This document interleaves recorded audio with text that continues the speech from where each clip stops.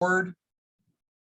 Okay, so welcome everyone to part 2 of the graduate exam series. We're recording this, so if you want to come on camera, great. If you don't, it's totally fine.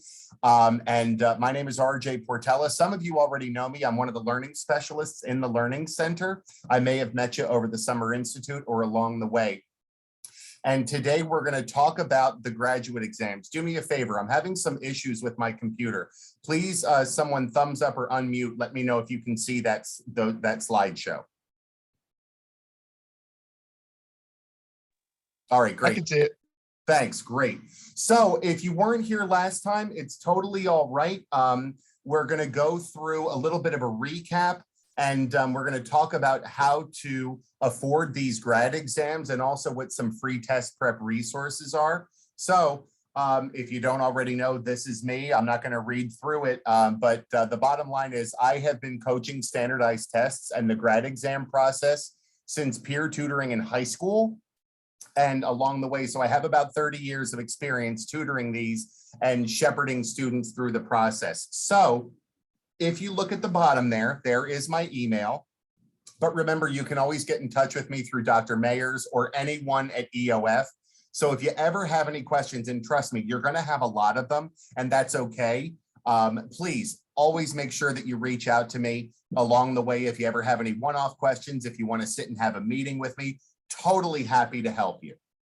So the 3 workshops that we have are, we had one last week that was about the test landscapes and about building your timeline. I'll recap that in a second. What we're doing today is the resources, paying for the test and the affordable test preparation. And then finally, next week, we're going to be looking at the graduate school application essays, how you start generating them and getting them all to polished products so that you can put your, your best thumbprint on that application. Because yes, grades are good. Yes, references are great. Yes, the test scores are sometimes very important, but those essays really tell them who you are, where you've come from, and why you want to do that graduate program and how you intend to make a difference in your chosen field.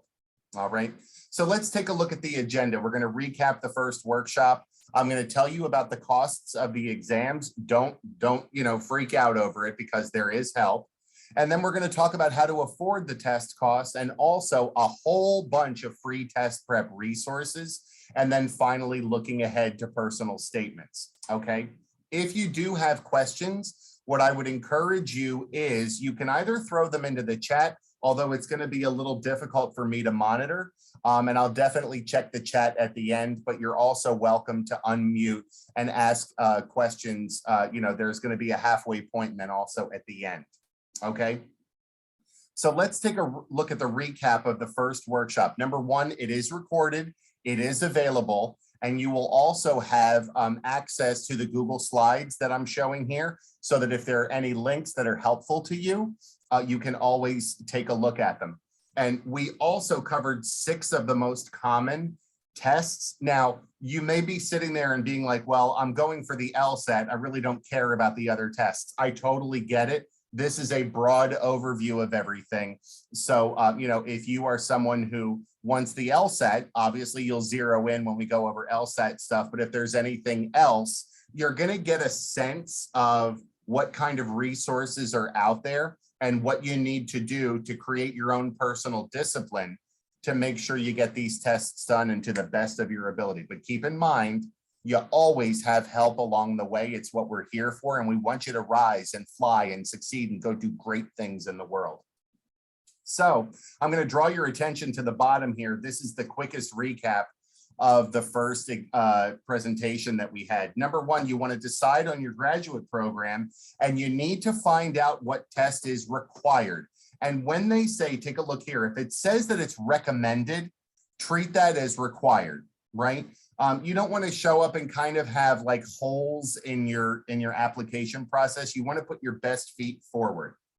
So once you decide on that, you want to build a 6-month calendar back from the test date, so that you can start organizing your timeline here and also get the proper practice. And the best way to do that is to take that initial practice or diagnostic test so you can see where your baseline scores are.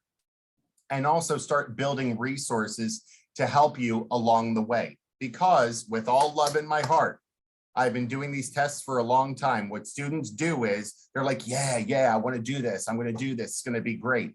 And then week one comes around and you've done nothing. I'll get to it next week. And then week two rolls around. I'll get to it next week. Life has gotten in the way.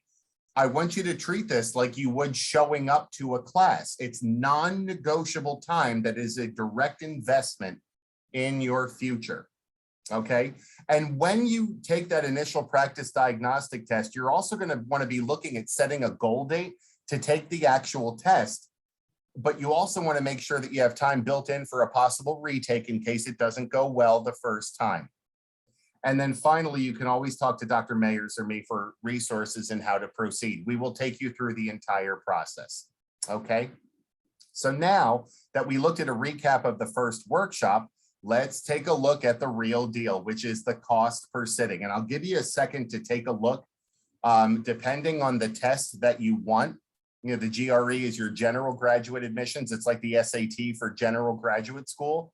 The GMAT is for business, MBA programs. MCAT is for medical school. LSAT is for law school. NCLEX is once you're done a nursing program to actually be licensed to practice nursing. And then finally, the TEAS test, TEAS, is for students who are in the health sciences who are probably considering going into a nursing program. Like you finished a health sciences undergrad and you're like, well, it's time for nursing school. I feel like I'm ready. You're going to want to take the TEAS test. So if you look, they range anywhere from 102 to the TEAS all the way up to 320 for the MCAT. And if you're looking for waiver information or how to be approved for a fee waiver or a reduced cost, those are the links that you're going to see on the right-hand side. But I got to be honest, I did a lot of research on the NCLEX. I could not find anything on a fee waiver, most likely because if you think about it, the NCLEX is not really for the next level of schooling. It's for actual licensure to be a nurse. So you're moving into the professional field. But what I did find is on some blogs that I researched is that there are jobs out there that when you apply for a nursing job, they may actually reimburse you for the NCLEX fee because they want you in there. So it's something that you're going to want to ask at an interview or link up with the HR department once hopefully that you're hired. Also, if you are a veteran, you can get a discount, but you have to watch your eligibility on the test because sometimes students do not go through the process accurately and you end up having to pay the fee twice if you jump the gun and register for the test early without doing the proper certifications along the way. You may end up paying, and then you may end up having to get your certifications and you may end up paying again. So you want to be very careful about an NCLEX timeline to get your licensure. And what I would do is I would always talk with any advisors because people in the nursing program are going to know that process intimately well, and you link up with them. Okay, I'll give a few seconds here. Does anyone have any questions about the recap or about the cost for right now? And just feel free to either throw them in the chat. I'm monitoring it right now, or you can just unmute and ask.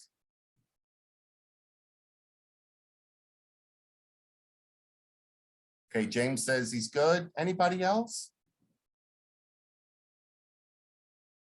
Okay, I'm going to move on here, but if I happen to miss you or you think of something, just throw it in the chat. You'll have an opportunity to ask questions later.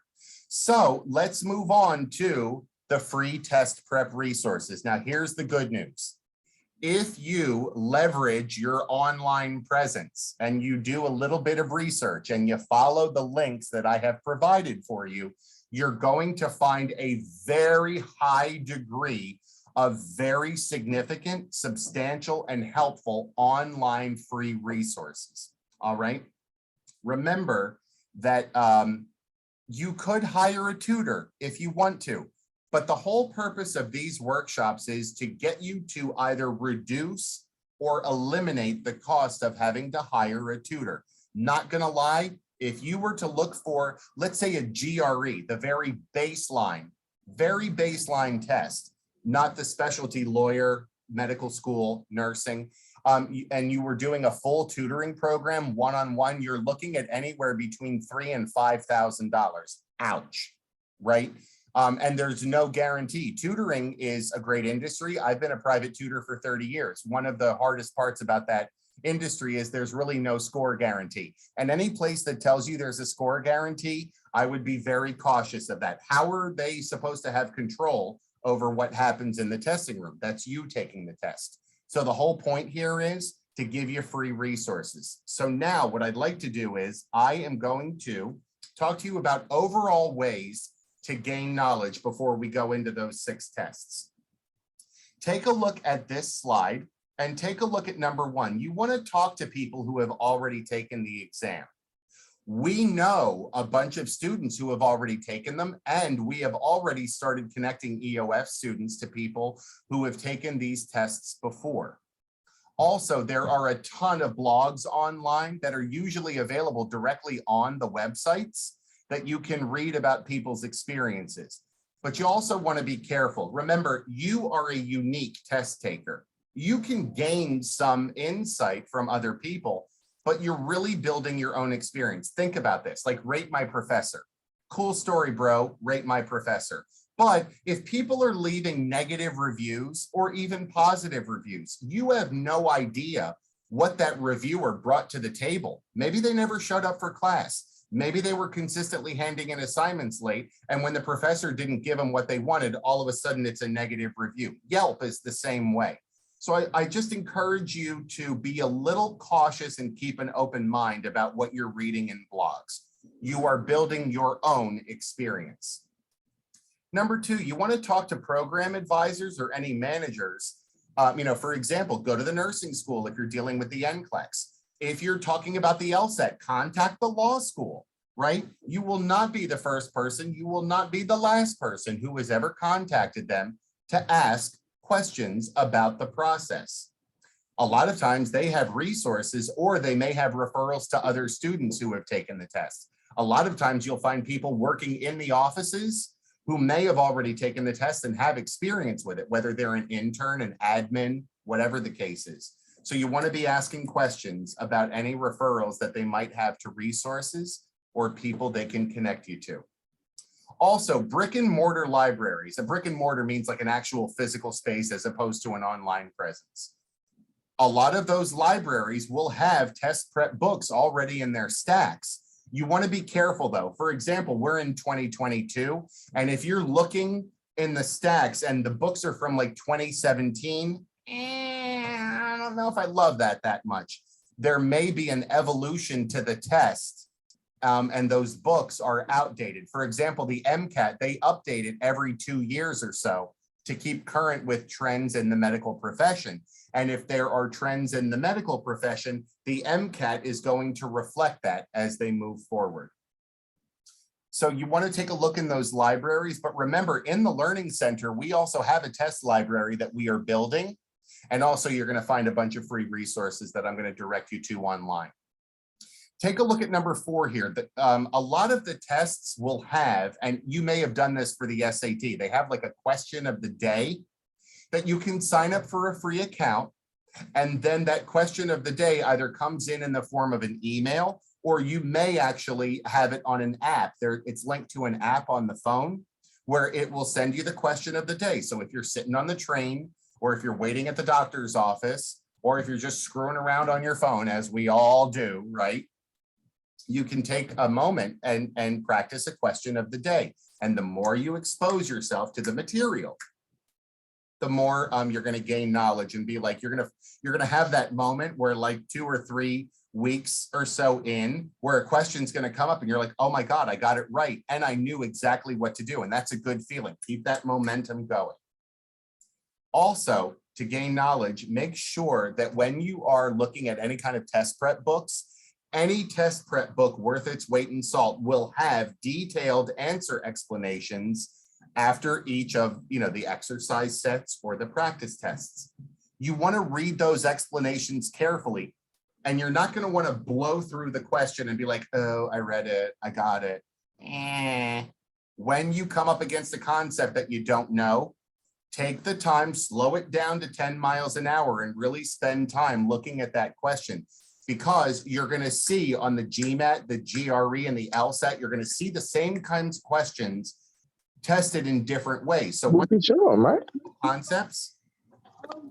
the fundamental concepts of what's being tested, you're going to have a baseline knowledge to be able to answer those questions in all sorts of different ways. Okay. Any questions on any of this slide before we move forward? Feel free to unmute or throw them in the chat. I'm good. Thanks, James. Anybody else? Okay, same rules apply. You can throw them in the chat, or we can ask them later on. So now let's get into the nitty-gritty of the 6 tests. We're going to start with the GRE. Yes, we have an EOF library, and I didn't put that on all the slides. You can pretty much guarantee or bank on that we're going to have resources, test books for each of those tests. Here's the good news about the GRE, right? I have already made a 15 module course that lives in my Google Drive. So for example, I'm going to show you right now, I'm going to go in here and I'm going to show you exactly what I have prepared for you. And all you need to do is let me know that you need access to it. And once this comes up here, hold on. If you see that up at the top, it's GRE modules. These are all of the questions here. And then you'll see the 15 recorded modules about what is it, the account, how to schedule the test prep, and going through the analysis of an issue and an argument all the way through all of the question types. So that gives you an entire self-study there that you can do. And that is for the GRE. And what you're also going to notice is Quizlet. If you go on Quizlet, there are always flashcards that people have already published. You can use those to your advantage. And remember, Quizlet works great on the phone. Okay, that is your GRE. Let's take a look at the GMAT. And I'm going to pull up this very first link here, where if you notice, there is GMAT prep online resources. And if you scroll down, it's going to give you all of these places where you can go and get a whole bunch of free test prep, right? So those links are actually in there, like free online GMAT classes, or a GMAT question bank, or the complete guide to the GMAT. Magoosh is fantastic. Magoosh is an online resource that is free to everyone. Then there's also Manhattan Prep that has a GMAT navigator. And at MBA.com, they have a GMAT official starter kit. These are all free. So start building them, do some time, poke around, or as our Australian friends say, muck around in it and see what you can use to your advantage. And if you're ever struggling on this, come to me and I will walk you through it, okay? So that'll take care of the GMAT, and all of these things that are listed in here were all things that were found under that one website. And I looked through all of them. They are all fantastic resources. I wouldn't have put them in here if they were just like a link I found, right? Take a look now as we shift gears to the MCAT. Now, one of the things we talked about last time was making sure that as much material as you can get, that it comes from the governing board. For example, ETS, the Educational Testing Services, they do College Board, and that's where you find the SAT. So if you were making an account, you would want to make one through ETS. ETS also does the GRE. For the MCAT, if you look right in here, AAMC, that is the governing organization that makes the MCAT. So I'm probably going to want to go to that first and take a look at free planning and study resources, right? And if I look down here, there's an official hub. They also have a free sample test. They also have the fee assistance program. That's the link that I put in on the cost slide. And if you scroll down, they have all of these exam features with updates and tools. There's a blog there that you can read. But I want to draw your attention here to Khan Academy. Khan Academy is a free online resource that you may already know through classes that you've done, possibly when you studied for the SAT. Khan Academy was launched with the specific intention of helping students who have financial challenges get free education. So they have a ton of online modules. Let's click on that. And if you look at Khan Academy,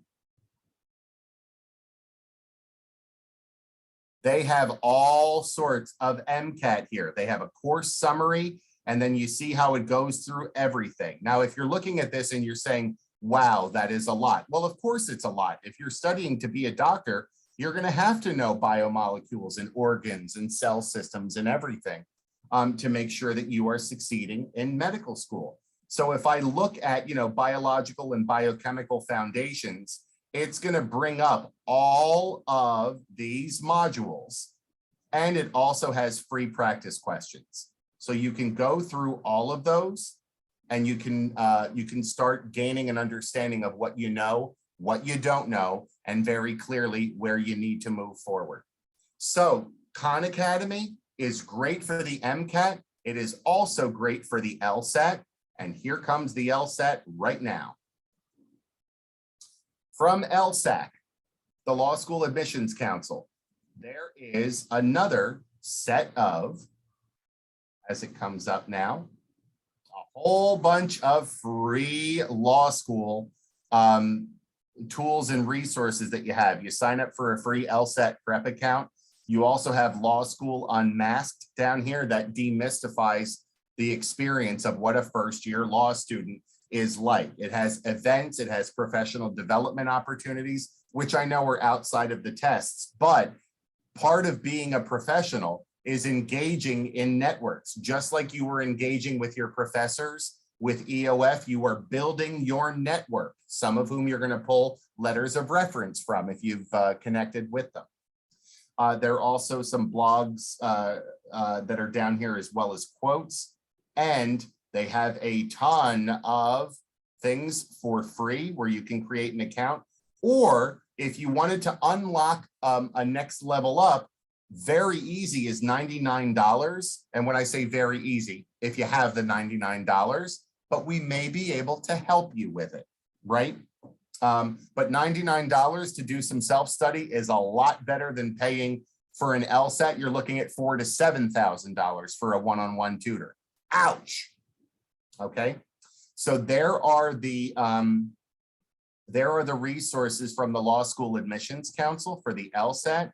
But remember, you also have other things like I put in here, 10 best free resources. You also have Khan Academy. You also have Quizlet flashcards, but I will draw your attention to this. I did find this PDF that if I copy this and I throw it into my browser, it wasn't a link that actually came up. Rice University, why not borrow from our esteemed colleagues, has an entire PDF, as soon as it comes up, and hopefully it does soon, where they have a whole bunch of free resources that are linked right into that document. Isn't that beautiful? So again, all these free resources are available to you. Specifically for the LSAT. Now, let's talk about the NCLEX. The NCLEX, if you look on here, there is comprehensive help from the actual NCLEX website. So if I click on this, I'll take you to the NCLEX site. It's got a candidate bulletin, information flyer, and there's a tutorial to become familiar with the software that's actually used on the test. You want to know how to navigate those computer tests. Otherwise, you're going to do all this work, and that would really be unfortunate, bordering on tragic. If you got to the test and didn't know how to use the online platform, it's gonna mess you up. You don't want any part of that. But then you also have test plans. They have a practice exam, and then they have some related links at the bottom for professional development, which again is outside of the test prep, but may help you become a more effective nurse, right? So that is from the actual NCLEX website, but you also have a University of Miami site that has a blog spot but they offer diagnostic tests and they do have section tutorials there. I know a lot of our students use Nurse Plus Academy, and they have free questions that are from the 2022 updated NCLEX. And then finally, Prep Scholar down here that has a bunch of practice questions that you can take. They do have a list of multiple and free and low-cost resources, and they do have some test prep books that they recommend for about $50 to $100 on Amazon. But again, we don't want you necessarily spending money on stuff when we have these free resources available to you. But it is a lower cost option down the line. So that takes care of the NCLEX. And now let's take a look at the TEAS test. What the biggest or the most significant one that I found that would help you there is Mometrics. So if I click on this, there are 6 practice tests on this page. They have the reading, the math, the English and language, and the science, that overview we covered last time. And then they have a study guide, they have flashcards, and they have an entire online course here. There are other resources that we have along the way for the TEAS where there's a free practice test there. But if I go back, there are also Quizlet flashcards and also 2 online practice tests from ATI. ATI is the governing board for the TEAS test, just like the AAMC is for the MCAT, LSAT for LSAT, etc. So there are 2 online practices there. I wish I could have shortened the link, but it didn't happen. But remember, you're going to have access to these slides, so you can directly click right on that and poke around a little bit. Okay, so I've talked a lot. I'm going to pause here before we go into how EOF can help you. And also, if you have any questions about these individual exams. So I invite you right now to either put your questions into the chat, or if you want to just unmute and ask, go right ahead.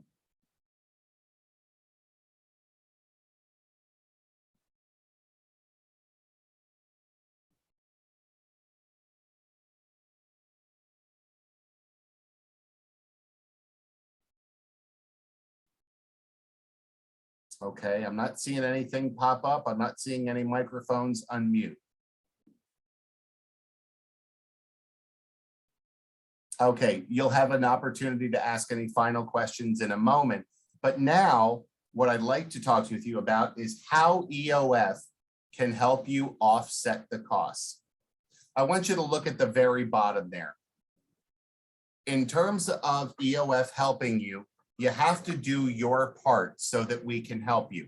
You cannot just show up to Dr. Mayers and say, yeah, I want to take the test, pay for it.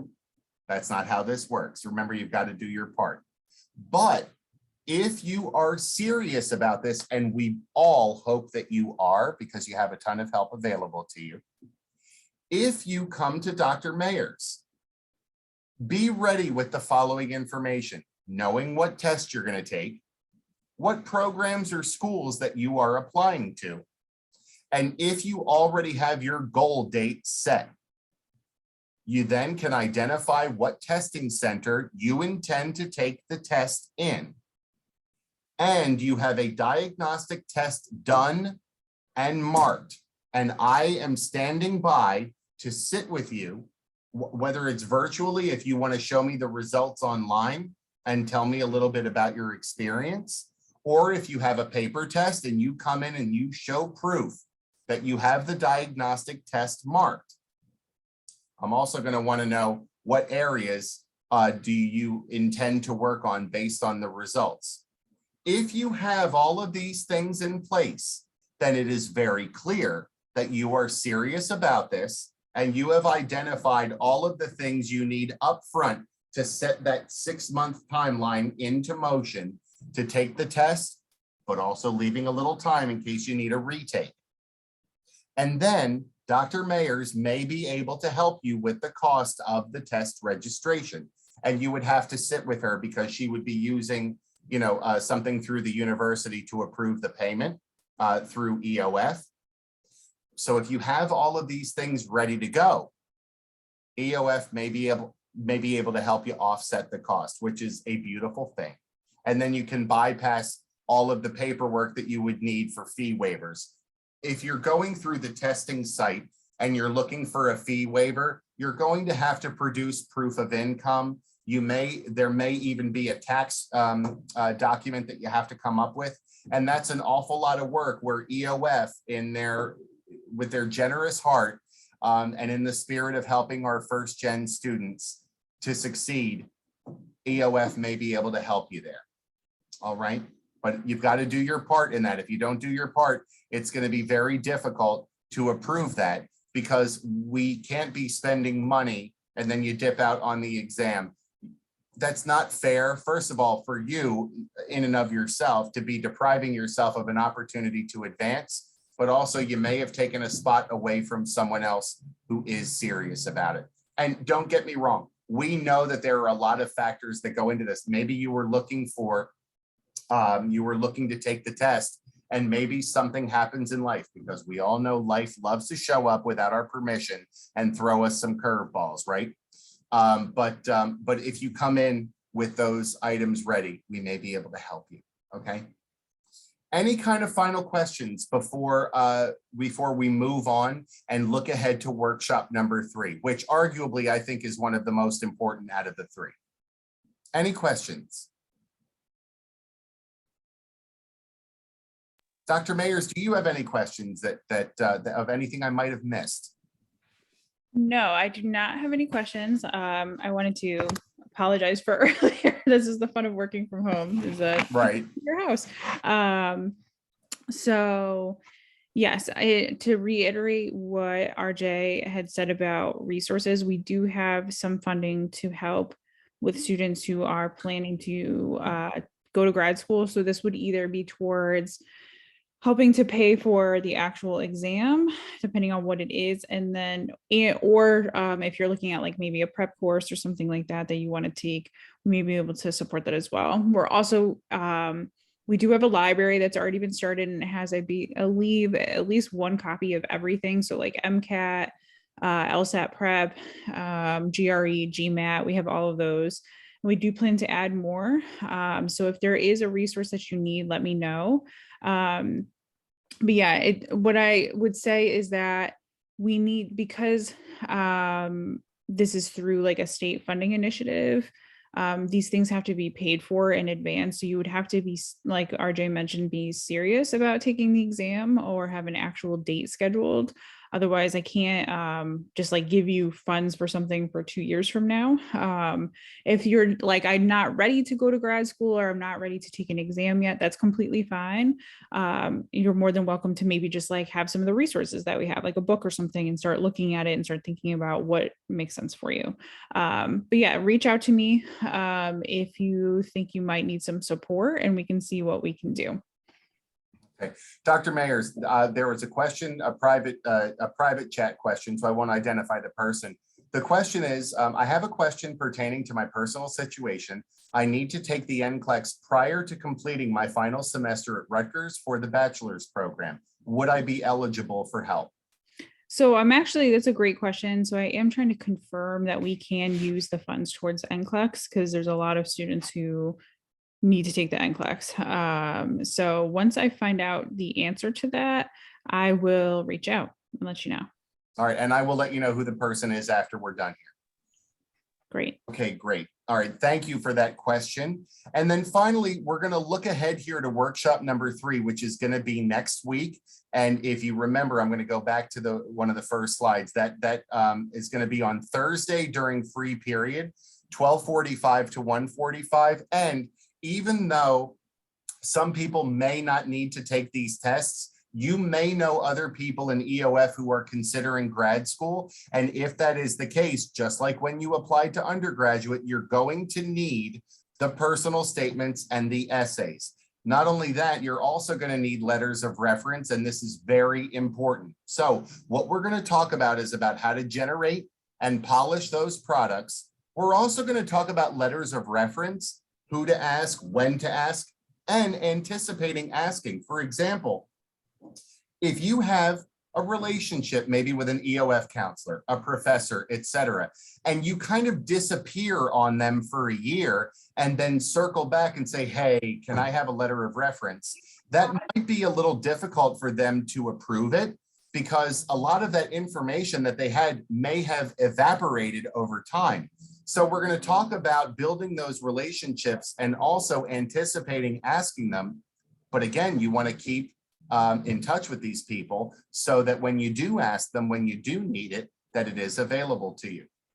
We're also going to talk about leveraging the experience that you have. Now, if you are going through school and then approaching graduate school, depending on where you are, if you're coming right out of undergraduate and you're going right to graduate school, maybe you wouldn't have had as much experience as, let's say, an adult learner who is older, right?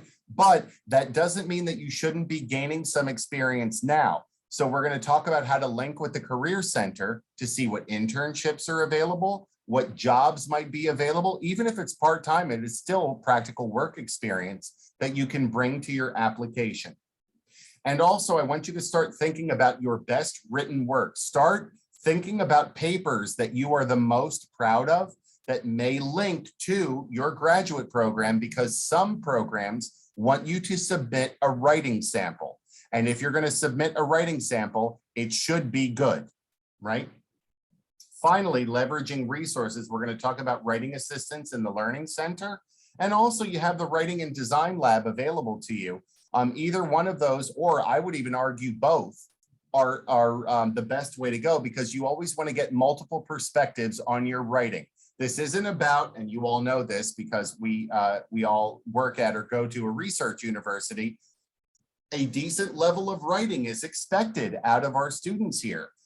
So you want to make sure you're getting multiple perspectives on your writing to get as much feedback as possible. You do not want to be submitting personal statements that have grammatical mistakes, that are not well thought out, that do not consider cultural sensitivity or diversity. There are a whole bunch of things that go into making those graduate essays or personal statements the best they can be, because when it comes down to it, that's really your identifying thumbprint on the application, and you want to make sure that they're very solid. So that's what's coming up in workshop number 3. I look forward to seeing you. If you know of any other EOF students who might benefit from this, please do invite them. We would love to see you there. So I want to thank you for taking the time to spend during your free period today. And thank you to Dr. Mayers for having me here. And I look forward to seeing you next week. Are there any final questions? Feel free to unmute, or I'll give you a couple of moments to throw them in the chat. Any other final questions? Go ahead, James. I just saw you unmute. I was just going to say thank you for the information. Thank you so much. You're very welcome. You know, this is exciting and it's scary, but you know, anything that's a little scary, that means there's something at stake there. And what's at stake here is your personal development for your future to move on to grad school and go do some great things in the world. And I do want to add, at first, I want to, of course, say thank you to RJ. This was wonderful and very informative and helpful.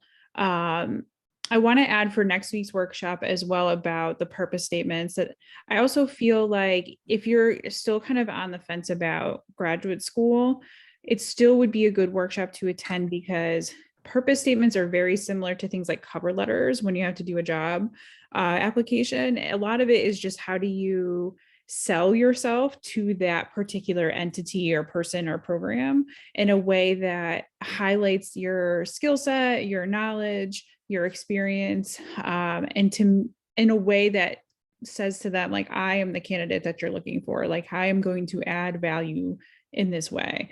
And it's really challenging to do that in a concise way. So I encourage you, even if you're not sure about grad school, but you're like, I'm looking at jobs or internships or things like that, that you still attend, because it's a good way to just learn how to sell yourself in that respect. Okay, I am good on my end, Dr. Mayers, if you are. I'm good. So if there is no other questions, then I think we'll be all set. We did record this meeting, so we will make the recording available on Canvas. So if you want to like rewatch a part or you have a question, you forgot something that was mentioned. But otherwise, I hope you all have a wonderful day. Likewise. Thank you. Take care, everyone. Goodbye. Thanks, Arj. You are very welcome. So you